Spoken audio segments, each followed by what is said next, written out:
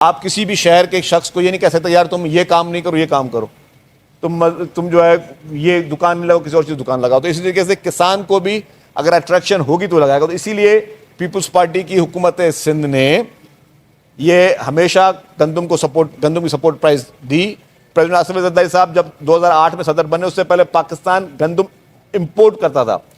President साहब के बाद, आसिफ अली जरदारी साहब के बाद, पीपल्स पार्टी हुकूमत के बाद पाकिस्तान जो है गंदम एक्सपोर्ट करता था।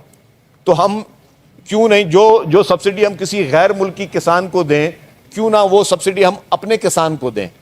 क्यों नहीं हम अपने किसान को फायदा दें, अपने जमींदार को, अपने काश्तकार को फायदा दें? और उसको लॉजिक समझ में आते हैं कि जी हमारे फॉरेन रिजर्व भी बच रहे हैं।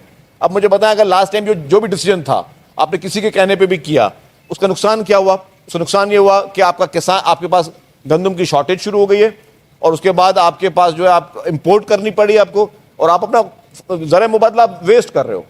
तो इसीलिए ही ये एक लॉजिकल जो सोल्यूशन, जो एक सोच दूरअंदेशी की प्रेसिडेंट आसिफ अली जरदारी साहब देते हैं, उसी पे चलते हुए हम ये मुतालबा कर रहे हैं कि जी 4200 रुपये रेट मुकर्रर किया जाए, ताकि हम जो है गंदम हमें इंपोर्ट ना करनी पड़े और आपका किसान खुशी के साथ जो है वो इस चीज़ को जारी रख सके।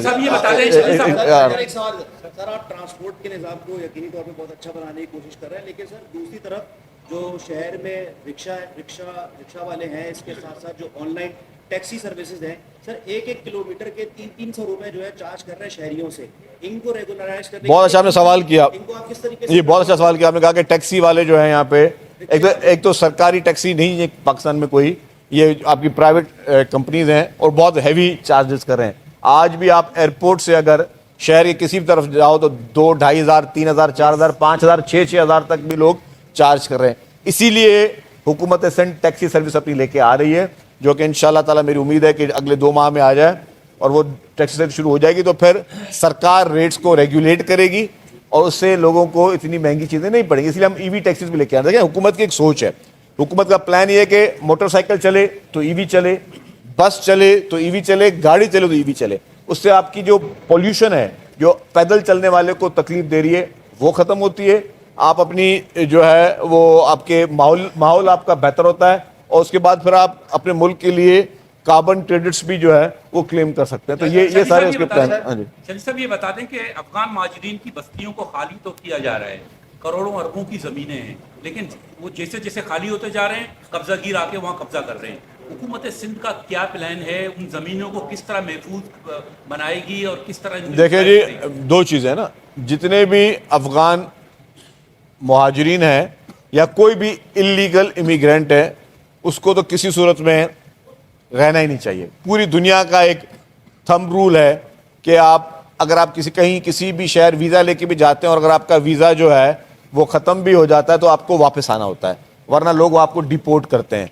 तो यहाँ पे जितने भी अफगान मुहाजिरीन हैं जो कि इलीगली काफ़ी अरसे से बैठे हुए हैं, हुकूमत ने उनको कह दिया भाई आप वापस जाएँ, वो नहीं जा रहे, तो उनको निकाला जा रहा है और पूरे पाकिस्तान में निकाला जा रहा है, अकेले सिंध हुकूमत की बात नहीं। दूसरा पॉइंट जो आपने कहा कि जो ज़मीनें सरकार की हैं, तो जहाँ जहाँ पे ये ज़मीनें खाली, बस्तियाँ खाली होंगी, सरकार को उनको बिल्डोज करेगी, बिल्डोज करके सरकार खुद उसको पोजीशन करेगी। वो किसी भी एक ये नहीं कि जी एक कब्जा गौर से जान छुड़ा तो दूसरा गले में पड़ जाए, तो वो चीज़ नहीं होने देंगे। सर, आपने कहा कि इन किरायों में शहरियों को हम सब्सिडी दे रहे हैं, जबकि इन्हीं बसों में लाहौर में 20 रुपये किराया है, बुजुर्ग शहरी और तलबा के लिए फ्री सर्विस है। तो एक ही पाकिस्तान दो। देखिए जी, हम रियल बात करते हैं, हम लॉजिकल बात करते हैं। हमारे पास हमने सब्सिडी जो दी हुई है वो हर पैसेंजर को दी हुई है और बहुत ज़्यादा प्रेशर है हमारे ऊपर कि जी आपको हर पैसेंजर, सोचें कि जो पैसेंजर अगर बस में चढ़ता है तो उसके ऊपर 40 से 50 रुपये हुकूमत सिंध उसका किराया भर रही है।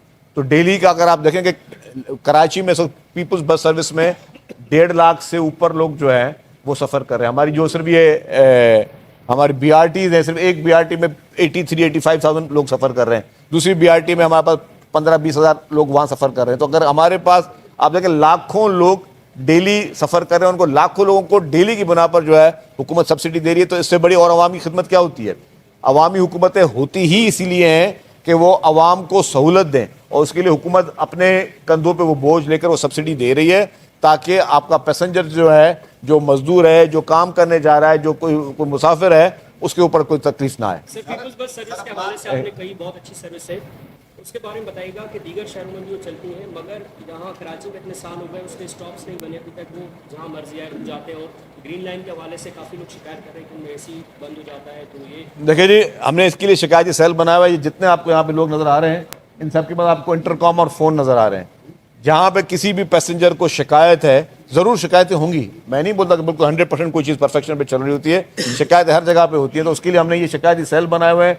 आपको कोई कंप्लेंट है, हर बस के अंदर कंप्लेंट का इसके मॉनिटरिंग रूम का नंबर दिए हुए हैं, आप फोन करके बताएं जी अगर कोई एसी नहीं चल रहा, कहीं पे कोई प्रॉब्लम है, तो उस चीज़ों को हम बिल्कुल उसको एड्रेस करें। वसीम साहब, ये अफगान बस्ती जो खाली हुई है, इस पे जो सिंध के कौम परस्त हैं, कुछ जो लोग यहाँ हैं वो कहते हैं कि यहाँ पे सिंधी लोगों को बसाया जाए, तो उनको क्यों नहीं आप ये जो दे देते? देखिए जी, मैंने एक बात कर ली कि जो सरकारी ज़मीनें हैं और सरकारी ज़मीनें उनको वो सरकार की ही मिल्कियत हैं, और ये उस दौर में इन मुहाजिरीन के लिए हुई थी जब वो इलीगल इमिग्रेंट है, उनको खाली कराया जा रहा है, तो वहाँ पे सरकारी पोजीशन में आएंगी। ये सवाल ये है कि अफगान बस्ती जो खाली हुई, लोग जो होल्डिंग सेंटर है जैकाबाद का, वहाँ तक कल तक ये प्लेयर्स थे कि 7 लोग वहाँ पहुँचे हैं।